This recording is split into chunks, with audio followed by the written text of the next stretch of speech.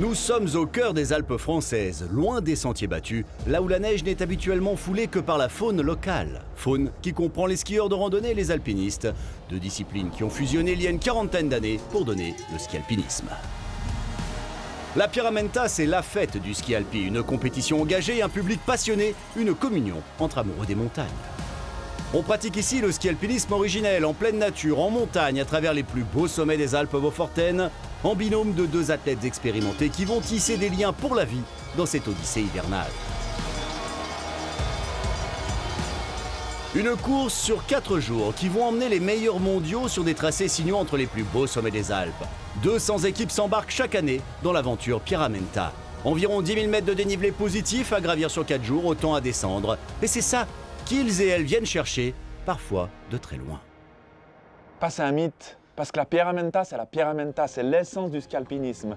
C'est un terrain de jeu fantastique, une passion des organisateurs, des habitants pour cette course.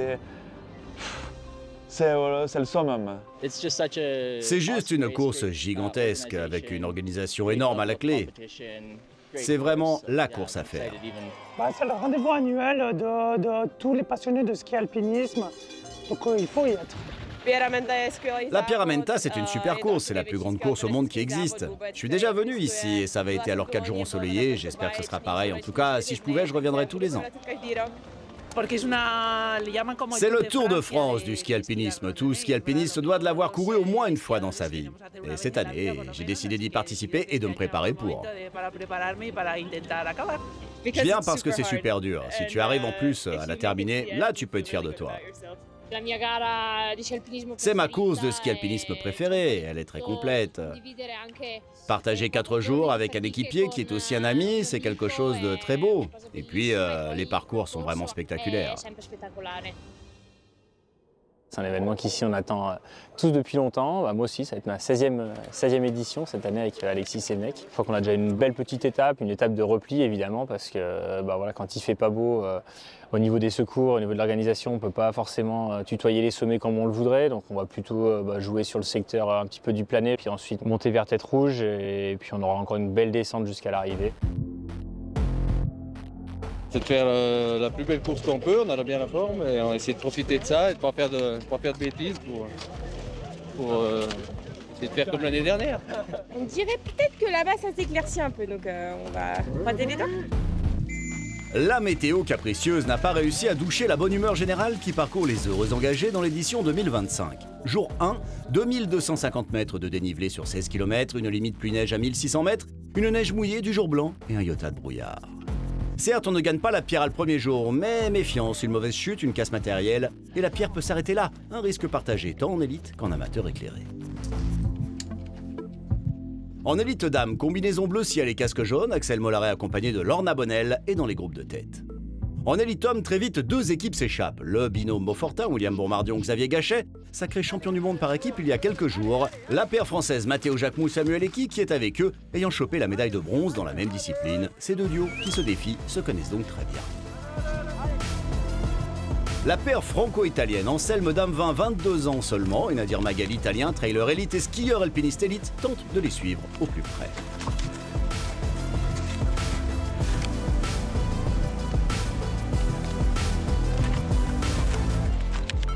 Le grand François Daen, 4 UTMB au compteur, entre autres jolies choses, fait équipe avec Alexis Sévennec, 2 hommes rodés aux ultra-trails et courses longues en ski alpi, 2 trentenaires expérimentés qui sont partis eux aussi à l'assaut des meilleures places, un binôme à suivre.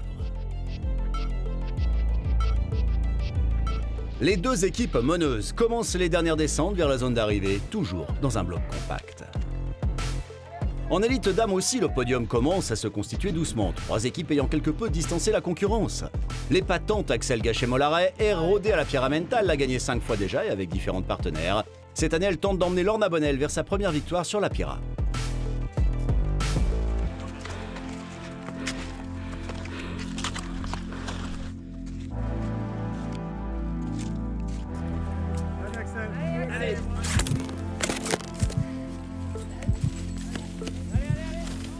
Deux équipes tentent de suivre le tempo des meneuses en élite dame. Laurie Renaudton et Marie-Paul Villard, les françaises, et Martina Valmassoy, l'italienne, accompagnée par l'états-unienne Katy Scheid, la gagnante de l'UTMB 2024. La victoire d'étape est acquise au sprint pour Matteo Jacquemot et Samuel Eki, 5 secondes devant Bombardion et Gachet. Axel Mollaret et Lorna Bonnel ont réussi l'exploit de prendre 13 minutes dès le premier jour sur leur première poursuivante.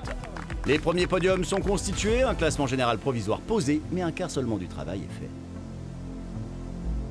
Nous sommes allés à la rencontre de quelques équipes emblématiques qui s'engagent dans cette épopée sportive, tels nos voisins helvétiques et les frangins Gabiou, qui représentent assez bien cette génération de sportifs trailers et ski alpinistes à la fois. On est frères et on est passionnés de montagne et on est aussi professeurs de ski les deux l'hiver à la Foulie en Suisse. On est très passionnés de trail running, ça fait quoi bientôt 20 ans qu'on est tombé dans la marmite du trail, de l'UTMB et toutes ces courses. On fait du ski alpinisme pour le trail. Pour le trail, voilà. C'est aussi bien sûr une passion, un plaisir d'être l'hiver sur les skis. Mais ça, clairement, ça nous permet d'avoir un bon bagage pour ensuite attaquer la saison de trail. Tout petit, on faisait du ski de rando à 5 ans ensemble. On a fait toujours du sport ensemble et puis c'est cette complémentarité, le plaisir d'être avec son frère. Et puis on sait que si on va s'entraider, on sera meilleur. C'est déjà dans le village, il y a tout le monde qui vibre pour la course. Tu vas au magasin, la vendeuse, elle te parle de la Pyramenta, tu vas au bistrot, il te parle de la Pyramenta. C'est l'effervescence qui tourne autour, c'est l'historique, les parcours ils sont fantastiques, la découverte que tu peux faire du Bonfortin. Et je dirais aussi la ferveur autour de cet événement. C'est ça qui nous marque encore le plus. Ici à Arennes-Beaufort, tu manges Pyramenta, tu dors Pyramenta, tu vis Pyramenta. Gambadon maintenant gaiement en direction de la deuxième étape sur 4 que nous présente François Daen.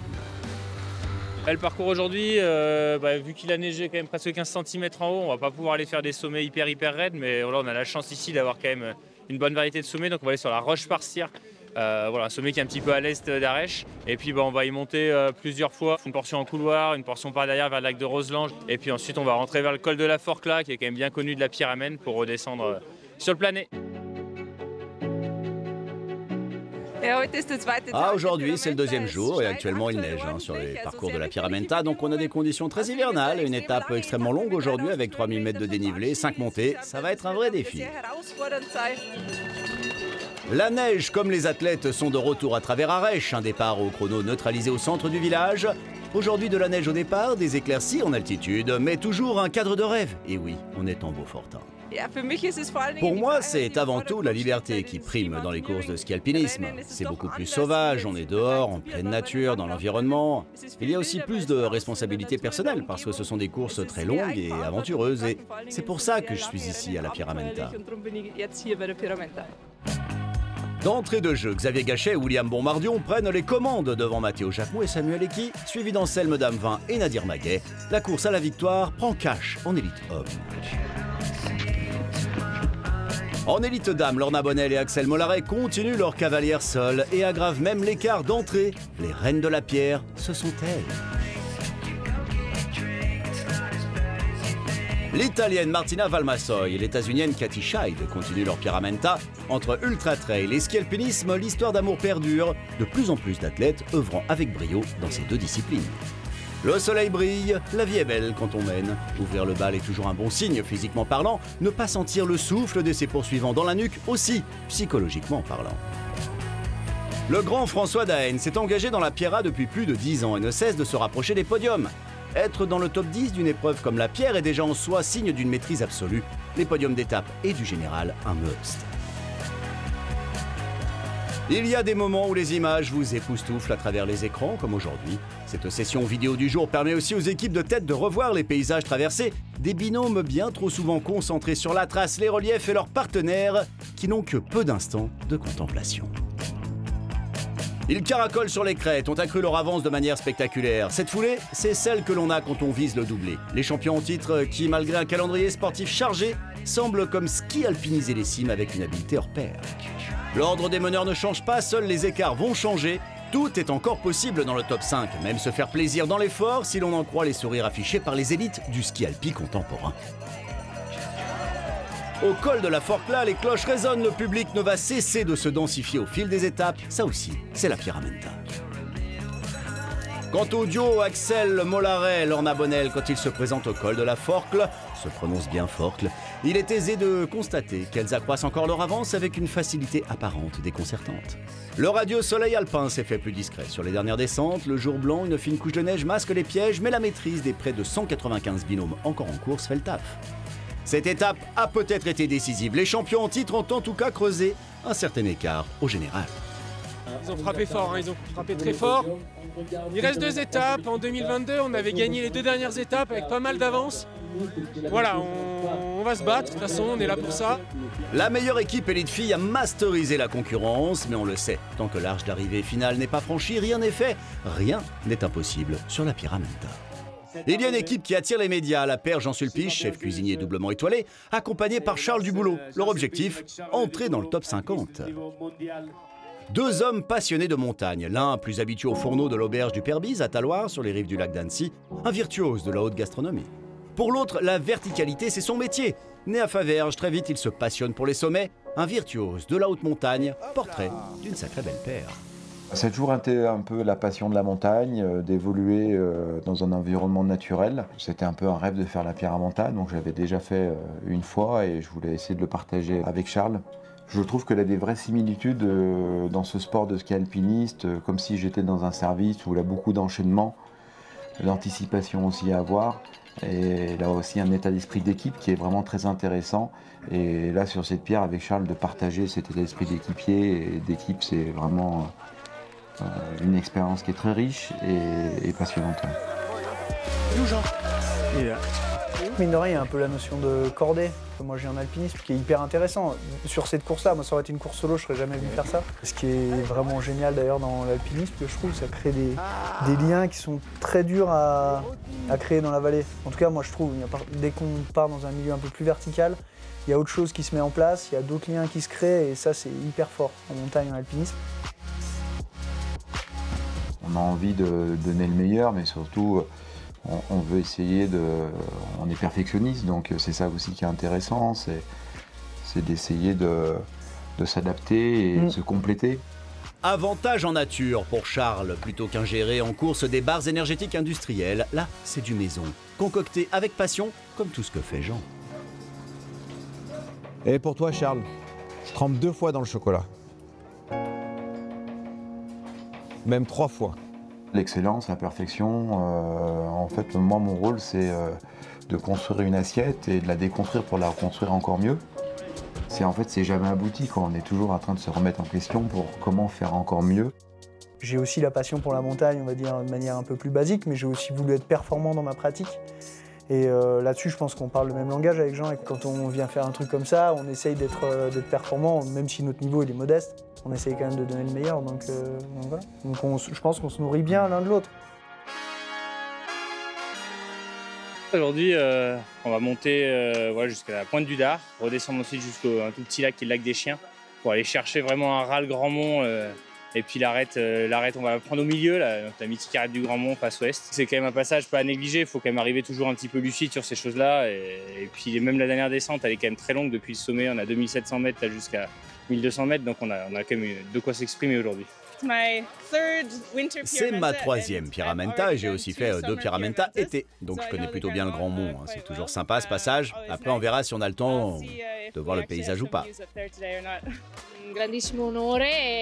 C'est un grand honneur de courir avec Katie, même si on se connaît depuis plusieurs années, on n'avait jamais fait quelque chose ensemble comme la Pyramenta. Je donne tout pour la suivre en montée et puis j'en profite un maximum pour faire une belle course.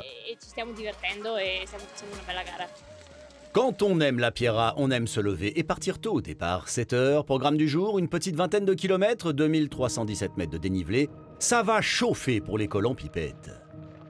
La tête de course a toujours fière allure. Dans cette partie de haut de tableau, les équipes s'intercalent doucement dans une neige fraîchement tombée. L'étape du jour fait évoluer toutes les équipes entre 2000 et 2500 mètres d'altitude. Dès les premières manips, une chose est certaine en élite homme, la paire Xavier Gachet et William Bombardion, qui compte 5 minutes d'avance sur le duo Matteo Jacquemou et Samuel Eki, avance sa tactique du jour, ne pas lâcher les secondes d'une peau, ne pas les laisser s'échapper. Juste derrière eux, Nadir Maguet et Anselme Damevin sont 3e et doivent se méfier du binôme François Daen, Alexis Sevenec. Les premières équipes du jour profitent de conditions de neige visuellement époustouflantes. Combinaison bleu clair et casque jaune toujours, Axel Gachet-Mollaret est bien visible en compagnie de Lorna Bonnell. Elles sont les stars incontestées de cette 39e Pierra. 40 minutes d'avance au départ de la 3e étape sur 4, 32e du scratch. Rarement équipe aura tant dominé la concurrence. C'est la plus grande course, c'est la plus belle. Parce que c'est la plus belle. C'est une aventure, je pense. C'est un vrai voyage. On continue. La Pierramenta se mérite. Cette course est réservée à 200 équipes venues de tout continent. La liste d'attente est longue pour obtenir son ticket d'entrée. Une fois plongé au cœur de la mythique pierre, chacun scrute sa place au général, mais ce n'est pas cela l'important. Ce qui compte, c'est d'évoluer ensemble, se dépasser, se battre contre soi-même et toujours repousser ses limites dans un cadre unique, avec en fond sonore l'écho permanent des cloches du public monté soutenir les valeureux engagés de la pierre. L'arête du Grand Mont, c'est le passage iconique de la Pierramenta. Pour les premières équipes hommes, il ne s'agit en apparence que d'une simple formalité. Le dossard 2 de l'équipe Jacques Moueki s'extirpe sur le Grand Mont en premier, mais marqué à la combi par les meneurs. Les équipes de tête sont intercalées. Nadir Maguet et Anselme Damevin sont dans leur rythme, sans pression, bien que François Daen et Alexis Sévenec ne soient pas si loin. Lorna Bonnell a dit qu'elle allait passer 4 jours à suivre Axel Mollaret vaille que vaille. Le règlement précise qu'il ne doit pas y avoir plus de 5 secondes entre 2 équipiers à la sortie des manips. La voilà condamnée à suivre au plus près la plus étincelante et explosive des athlètes françaises en matière de ski alpin. Ça se passe bien, ouais. Ça sent la fin, là. Derrière, impossible de produire un tel tempo pour Laurie Renaudton, Marie-Paul Villard, pour Martina Valmassoy et Cathy Scheid aussi, ça sent la fin d'étape. Par-delà la souffrance, le plaisir de courir est toujours manifestement là pour toutes et tous.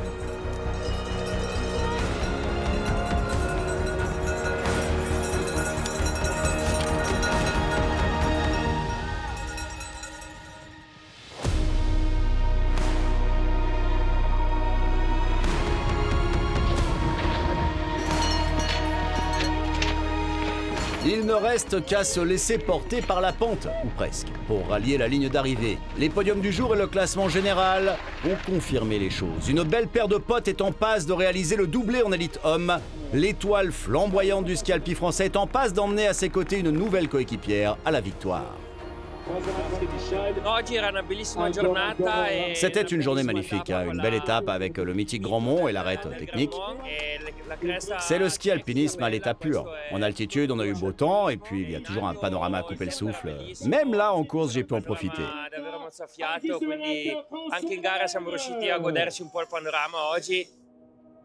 Il reste une ultime étape qui n'est pas exactement de tout repos. Et qui de mieux pour nous la conter qu'Axel Gachet-Mollaret et Lorna Bonnell, les solides meneuses au général. C'est une étape technique où c'est vrai qu'il y a des passages en crampons, des passages où on est longé. C'est quand même de l'alpinisme et c'est chouette. Moi, c'est une des étapes que je préfère parce que c'est des parcours où je m'entraîne souvent. J'étais vraiment contente sur les traces aujourd'hui. C'est un sport quand même qui n'est pas très facile d'accès, donc c'est souvent par de la famille ou des copains. Et dans mon cas, moi, c'était mes parents qui m'ont amenée sur ce sport quand j'avais 11-12 ans. Moi, j'ai commencé un petit peu en passant mon monitorat de ski. Et c'est surtout en venant voir mon frère justement sur la Pierramenta, il courait et je suis venue l'encourager. Et là, je me suis dit, mais c'est extraordinaire, quoi. Ça m'a fait rêver et j'ai voulu commencer le sport comme ça. C'est l'ambiance, c'est la course mythique qui fait rêver, que ouais, beaucoup de monde rêve de courir, de gagner aussi. On l'a couru déjà une fois ensemble en 2017, après le titre qu'on avait eu de championne du monde. Et c'est vrai qu'on avait fait 3e. Mais c'est vrai que depuis ce jour-là, je me suis dit, ouais, j'ai rêvé de la gagner un jour. C'est un rêve, ne me réveillez pas, on va essayer de continuer jusqu'à demain et puis on fera les comptes demain sur la ligne d'arrivée. Et là, voilà, là, on va rester focus. Après, il y a des moments, c'est un peu plus dur à monter, c'est un peu plus dur, mais il faut y aller. Et il y a tellement d'envie. Ça fait des années que moi, je m'entraîne pour cette course notamment. C'est samedi, au cœur de la nuit, on se prépare. Les spectateurs viennent en masse rallier le col de la Forcle, le passage de référence pour qui connaît la Pierramenta. Ce dernier jour est une fête d'altitude. C'est un événement qu'il ne faut pas rater. C'est une fête annuelle en fait, où on revient pour voir les coureurs chaque année se donner à fond. Et c'est une super ambiance pour les coureurs et pour les spectateurs. La dernière étape by François Daen, c'est maintenant.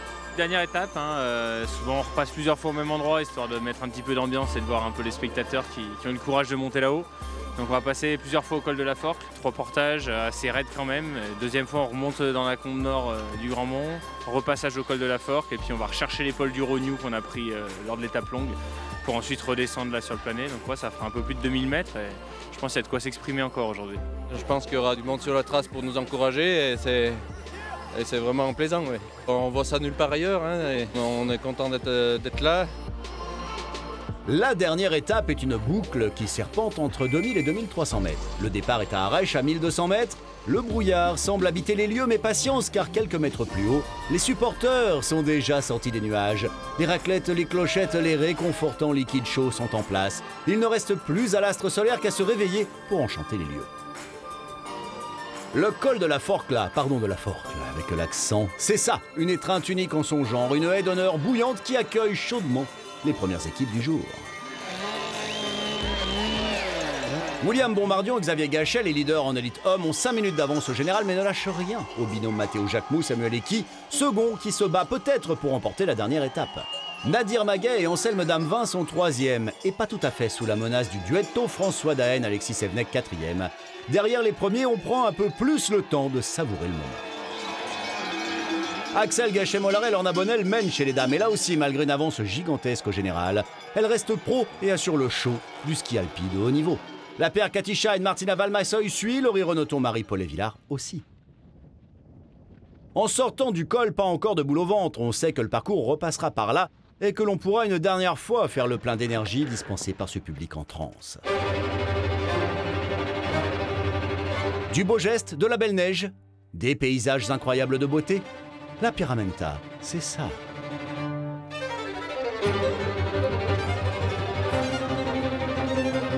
Les deux amis, Bombardion et Gachet, sont aux anges. À mi-parcours, ils savent que la pierre est à eux, à condition de rester encore un peu concentrés. Le souffle court et le corps tout entier tourné vers l'effort. Encore quelques minutes pour les équipes de tête, quelques heures pour l'arrière du peloton qui profite de derniers instants d'endurance magique.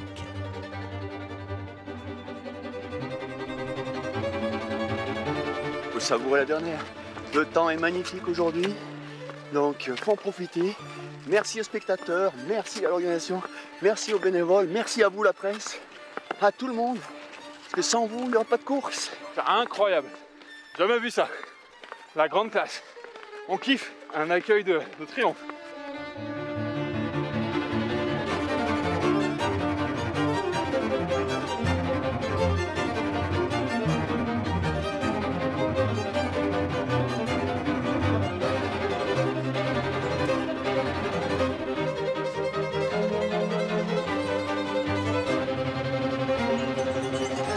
Depuis leur premier passage, la foule a encore grossi, l'ambiance encore montée d'un cran. Le dernier passage enchanté se présente, ultime séquence dégustation visuelle et auditive. Les troisièmes sont en mode lâchage, ça sent la fin, ça sent la fête.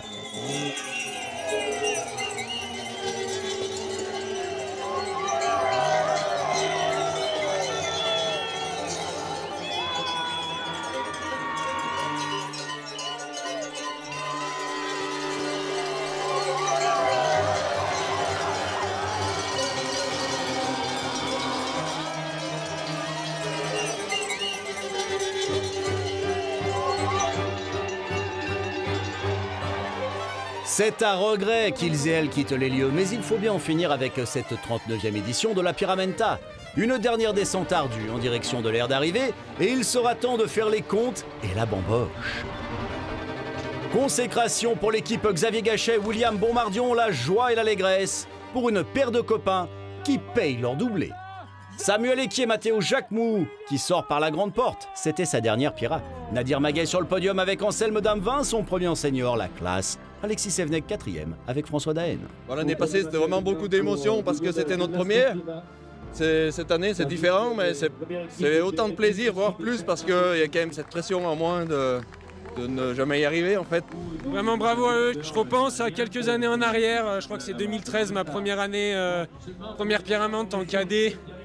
Et il y avait déjà Willy et Matteo qui gagnaient, il y avait Xav qui était sur le podium. Et je me rends pas encore assez compte des fois, mais quelle fierté de me battre aux côtés de ces champions, de ces idoles. C'est trop beau, c'est trop bien. Côté filles, grand chelem pour Axel Mollaret, Lorna Bonnel, 30e du scratch, impérial. 6e Pierra pour Axel, sa première pour Lorna. Marie-Paul Villard et Laurie Renaudton sont secondes, Martina Valmassoy, Cathy Scheid, 3e. Aujourd'hui, c'était ma 6e victoire, mais il n'y en a pas 2 qui étaient pareilles. Et je pense que si j'en fais encore 6 de plus, ça sera encore 6 différentes. Et ok, j'ai déjà gagné la Pyraminte, celle de cette année, celle de l'année dernière, mais j'ai pas gagné celle de l'année prochaine. Et moi, pour l'instant, je suis pas lassée, donc je devrais être au départ l'année prochaine si tout va bien. Cette édition fut dantesque. Bravo à tous les bénévoles impliqués dans l'organisation de la plus belle des manifestations en matière de ski alpinisme. Bravo aux 200 équipes seniors qui ont eu le courage de s'engager sur la Pyramenta. Rendez-vous maintenant en 2026 pour une édition anniversaire, la 40e. On y sera et vous aussi physiquement ou par écran interposé, la Pyra étant tellement captivante.